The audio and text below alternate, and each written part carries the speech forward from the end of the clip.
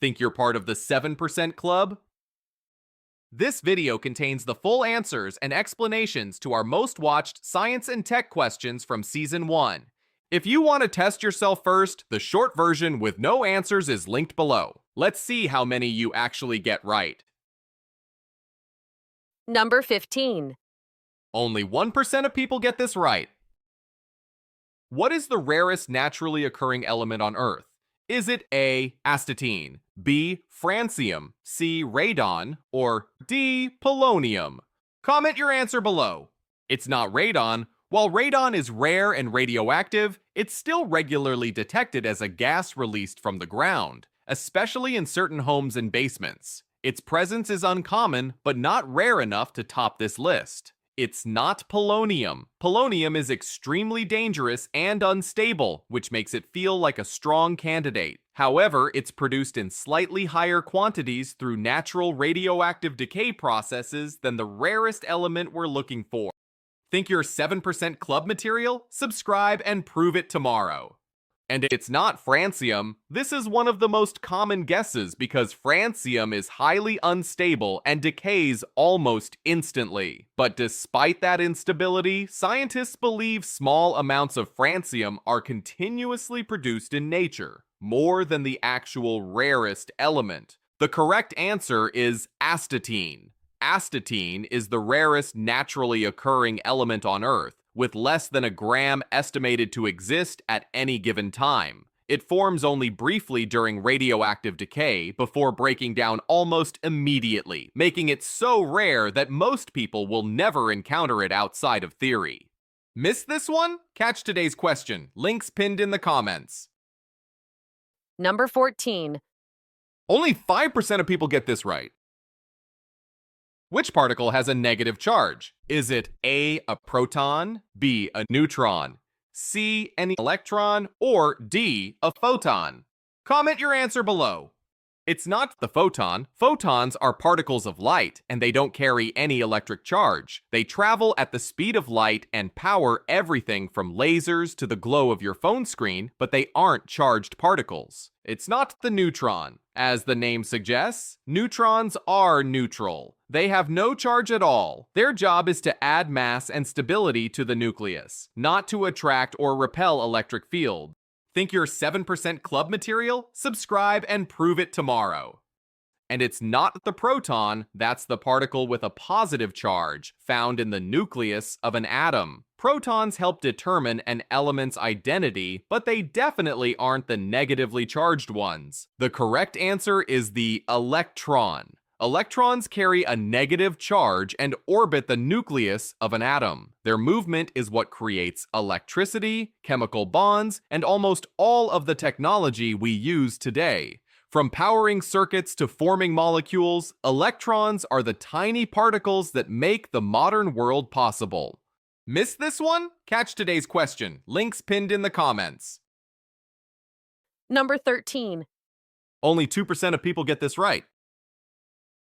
Which planet has the strongest winds? Is it A, Jupiter, B, Saturn, C, Neptune, or D, Uranus? Comment your answer below. It's not Saturn. Even though Saturn has massive storms and powerful jet streams, its winds don't reach the extreme speeds needed to top this list. The planet's atmosphere is dramatic, but not the fastest in the solar system. It's not Uranus. Uranus does experience strong winds and strange weather patterns due to its extreme tilt, but its wind speeds still fall short compared to the most extreme planet we're looking for. Think you're 7% club material? Subscribe and prove it tomorrow. And it's not Jupiter. This is the most common guess because of the Great Red Spot and its violent storms. Jupiter's winds are intense, but even they don't reach the highest recorded speeds among the planets. The correct answer is Neptune. Neptune holds the record for the strongest winds in the solar system, reaching speeds of over 1,200 miles per hour. That's faster than the speed of sound on Earth. Despite being far from the sun, Neptune's atmosphere is incredibly active, making it the windiest planet ever observed. Missed this one? Catch today's question. Links pinned in the comments. Number 12. Only 3% of people get this right. What type of wave is used in microwaves? Is it A, radio, B, gamma, C, infrared, or D, X-ray? Comment your answer below. It's not gamma waves. Those are the highest energy waves on the electromagnetic spectrum and are used in things like cancer treatment and radiation sterilization. They're far too powerful for everyday appliances and definitely not what your microwave uses. It's not X-rays. These are used for imaging inside the body and can pass through soft tissue. They have much higher energy than what's needed to heat food, and using them in a kitchen appliance would be extremely dangerous, so this isn't the right answer. Think you're 7% club material? Subscribe and prove it tomorrow. And it's not infrared waves. Infrared is the type of radiation emitted by heat lamps and used in remote controls. While infrared can warm surfaces, it doesn't penetrate food deeply enough to cook it evenly, so it's not what microwaves rely on. The correct answer is radio waves. Microwave ovens use a specific, higher frequency form of radio waves to excite water molecules inside your food. As the molecules vibrate faster, the food heats up from the inside out. This makes radio waves perfect for quick, efficient cooking, without the dangerous energy levels of X-rays or gamma rays. Missed this one? Catch today's question. Links pinned in the comments. Number 11. Only 4% of people get this right. What does a Geiger counter detect? Is it A, heat, B, radiation, C, pressure, or D, sound? Comment your answer below.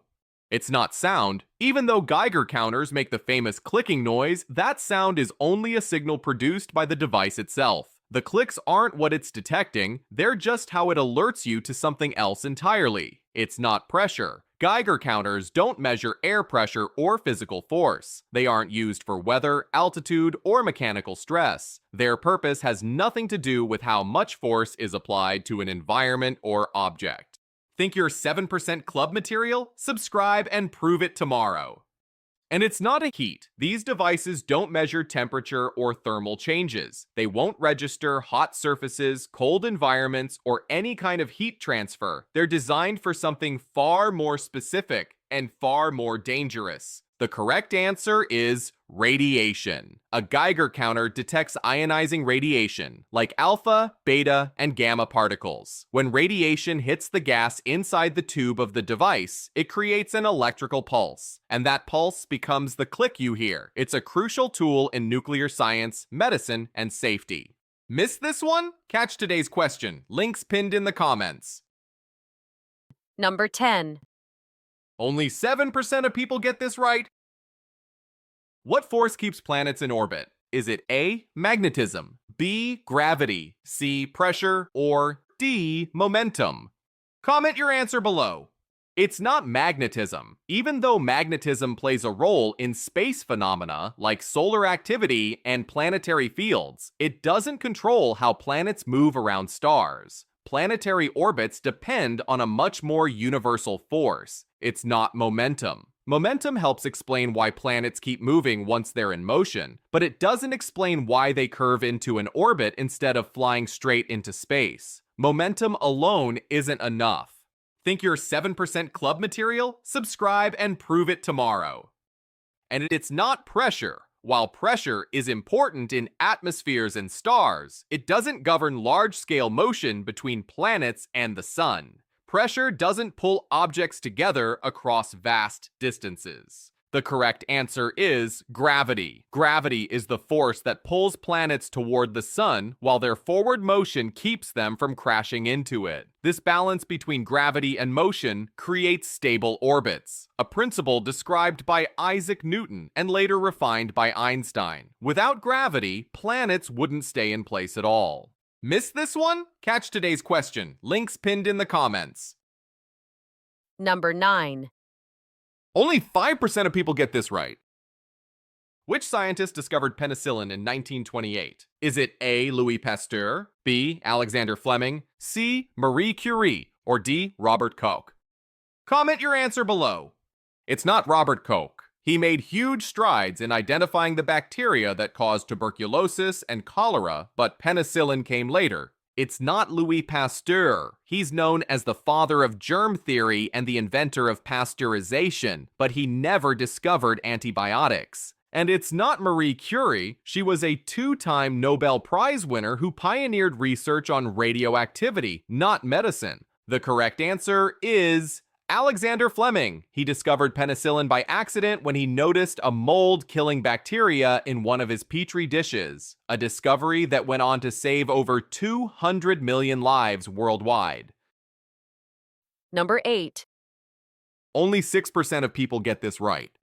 Who invented the telephone? Is it A. Samuel Morse, B. Thomas Edison, C. Nikola Tesla, or D. Alexander Graham Bell? Comment your answer below. It's not Samuel Morse. He invented the telegraph, not the telephone. His system used electrical signals to send messages in dots and dashes, known as Morse code, a breakthrough for its time, but still one step before voice transmission. It's not Thomas Edison, though he didn't invent the telephone. He did make major improvements to it. Edison created a better carbon transmitter, which made voices louder and clearer, vital for early phone networks. Think you're 7% club material? Subscribe and prove it tomorrow. And it's not Nikola Tesla, the brilliant inventor who gave us AC power, radio concepts, and even the foundations of wireless technology. Tesla worked on communication ideas, but he never patented the telephone itself. The correct answer is Alexander Graham Bell. In 1876, Bell successfully transmitted the first clear sentence over a wire. "Mr. Watson, come here, I want to see you." That moment marked the birth of the telephone. Bell's invention revolutionized global communication, paving the way for everything from switchboards to smartphones. What started as a voice over a wire became the network that connects the modern world. Missed this one? Catch today's question. Links pinned in the comments. Number 7. Only 1% of people get this right. What is the rarest blood type in humans? Is it A, AB negative, B, O negative, C, B negative, or D, AB positive? Comment your answer below. It's not O negative, even though a lot of people probably chose this one. O negative is actually the universal donor and much more common. It's not AB positive since it is rare, but it's not the rarest. We appreciate all blood types regardless of their second place showing. It's not B negative because while it's still uncommon, it's not the rarest. I'm trying my hardest not to be negative. The correct answer is AB negative. It is the rarest blood type and makes up less than 1% of the population. Number 6. Only 3% of people get this right. Who developed the theory of general relativity? Is it A, Isaac Newton, B, Albert Einstein, C, Galileo Galilei, or D, Nikola Tesla? Comment your answer below. It's not Galileo Galilei, often called the father of modern science. Galileo pioneered telescopes, studied motion, and supported the idea that Earth orbits the sun. But his discoveries came centuries before relativity was even imagined. It's not Isaac Newton, although he was the first to describe gravity mathematically in the 1600s. He viewed it as a force acting between objects. His laws explained the motion of planets and falling apples perfectly, but couldn't account for what happens when things move at extreme speeds or near intense gravity. And it's not Nikola Tesla, though an electrical genius and inventor who revolutionized how we use energy. His work focused on alternating current, wireless transmission, and electromagnetism, not cosmic physics. The correct answer is Albert Einstein. In 1915, Einstein proposed that gravity isn't a pulling force at all. It's the warping of space-time caused by mass. Imagine a bowling ball on a trampoline. Smaller objects roll toward it, not because they're pulled, but because the surface itself curves. This theory explained things Newton couldn't, like the bending of light near stars and the expansion of the universe. Over a century later, Einstein's equations still guide modern physics, from black holes to GPS satellites. Number 5. Only 7% of people get this right. Which gas do plants release during photosynthesis? Is it A, oxygen, B, carbon dioxide, C, nitrogen, or D, hydrogen? Comment your answer below. It's not nitrogen. Even though it makes up most of the air we breathe, plants don't release it. In fact, they rely on nitrogen-fixing bacteria in the soil to make it usable for growth. It's not carbon dioxide, that's actually the gas plants absorb. They pull in carbon dioxide through tiny pores in their leaves, called stomata, and use it to make sugars during photosynthesis. Think you're 7% club material? Subscribe and prove it tomorrow. And it's not hydrogen. While hydrogen is part of water and essential to plant life, it isn't released as a gas. It stays locked inside the molecules plants use for energy and structure. The correct answer is oxygen. Through photosynthesis, plants convert sunlight, water, and carbon dioxide into glucose, their food, and release oxygen as a byproduct. That oxygen fills our atmosphere and sustains nearly all life on Earth. Every breath we take is thanks to this natural process, proof that plants are the planet's silent life support system. Missed this one? Catch today's question. Links pinned in the comments. Number 4. Only 1% of people get this right. Which planet in our solar system spins clockwise? Is it A, Mars, B, Jupiter, C, Venus, or D, Uranus? Comment your answer below. It's not Mars. The red planet spins in the same direction as Earth, completing one rotation in just over 24 hours. Its days and nights are surprisingly familiar, which makes it a favorite target for future colonization. But not our answer. It's not Jupiter. The largest planet in the solar system spins faster than any other, finishing a full day in just about 10 hours. That's fast enough to flatten it slightly at the poles, but it still spins counterclockwise, not clockwise. Think you're 7% club material? Subscribe and prove it tomorrow. And it's not Uranus. Yes, that planet. It's tilted almost completely on its side, spinning like a rolling barrel around the sun. And believe it or not, its name used to be pronounced Uranus, until astronomers decided on Uranus to keep classrooms and press conferences a little more serious. But even tilted sideways, it still spins counterclockwise. The correct answer is Venus. It's the only planet that spins clockwise, the opposite of Earth and nearly every other planet. Scientists call this retrograde rotation. On Venus, the sun actually rises in the west and sets in the east. Even stranger, one day on Venus lasts longer than its entire year. It spins so slowly that it takes 243 Earth days to complete one rotation. Missed this one? Catch today's question. Links pinned in the comments. Number 3.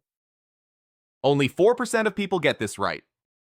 What planet has the most moons? Is it A, Jupiter, B, Mars, C, Neptune, or D, Saturn? Comment your answer below.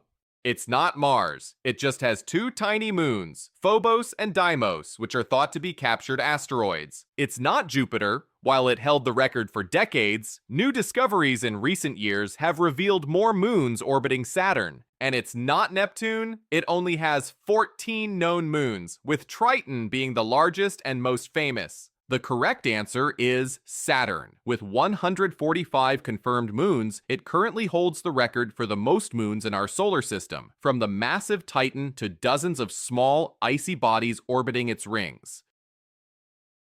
Number 2. Only 2% of people get this right. What part of the cell produces energy? Is it A, the nucleus, B, the ribosome, C, the mitochondria, or D, the cytoplasm? Comment your answer below. It's not the nucleus. That's the command center of the cell, storing DNA and controlling which genes get turned on or off. But it doesn't generate energy itself. It's not the ribosome. Those tiny structures are like the cell's factories, building proteins that keep the cell running, but they don't provide the power. Think you're 7% club material? Subscribe and prove it tomorrow.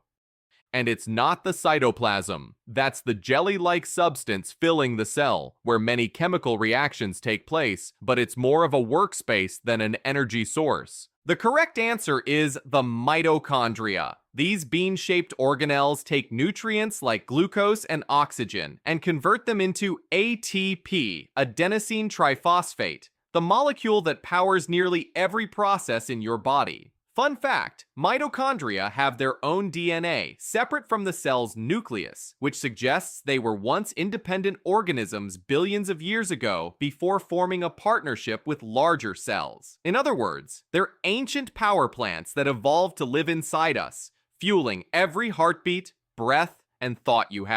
Missed this one? Catch today's question. Links pinned in the comments. And number 1. Only 7% of people get this right. Which metal is liquid at room temperature? Is it A, mercury, B, gallium, C, sodium, or is it D, lead? Comment your answer below. It's not gallium, although it almost qualifies. Gallium melts in your hand at around 85 degrees Fahrenheit, which means it's solid at normal room temperature, but will turn to liquid with just a little warmth. Science teachers love showing it off in class. It's not sodium. This soft, silvery metal is actually highly reactive. Drop it in water and it'll explode. Literally. It's part of the alkali metal group and must be stored in oil to prevent it from reacting with moisture in the air. Think you're 7% club material? Subscribe and prove it tomorrow. And it's not lead. That's a dense, heavy metal used in batteries and ancient plumbing. It melts at around 621 degrees Fahrenheit, 327 degrees Celsius. So it's definitely solid at room temperature. The correct answer is mercury. Known for centuries as quicksilver, mercury is unique among metals, a shimmering liquid that flows freely at room temperature. It's used in thermometers, barometers, and fluorescent lights, though its toxicity has led to safer alternatives today. Fun fact, mercury is so dense that a steel ball will float in it. Despite its dangers, it remains one of the most mesmerizing elements on the periodic table. Missed this one? Catch today's question. Links pinned in the comments. So, how many did you get right? Season 1 is officially complete, and Season 2 is on the way. New daily questions, new challenges, same goal. Join the 7% Club. Thanks for watching, and I'll see you in the next one.